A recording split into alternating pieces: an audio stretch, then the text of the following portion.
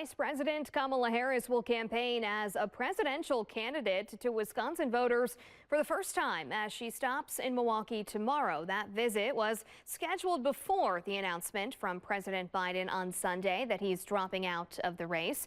There's been limited information about what the vice president will be speaking about. Surely many around the nation, though, will be looking to hear how she responds to those supporting her campaign for presidency and President Joe Biden's exit from the race. We heard a little bit from her on that this morning at remarks given at a White House event on the lawn there. This will be Harris's fifth trip to Wisconsin so far this year.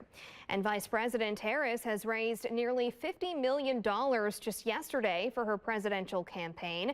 That number is just the money her campaign, formerly the Biden-Harris campaign, raised since President Joe Biden announced his decision to step aside and instead endorse Harris.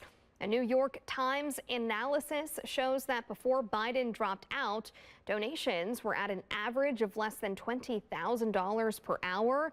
But after stepping down, they spiked to nearly $11.5 million in a single hour.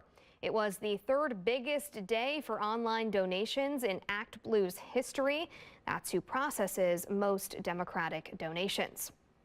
And new here at 11, Governor Tony Evers is now endorsing Vice President Kamala Harris, saying in a statement here, quote, Vice President Kamala Harris is a tenacious leader who has vigorously defended our democracy, fought to protect the freedoms that we hold dear, and worked tirelessly to do the right thing and deliver for us, end quote.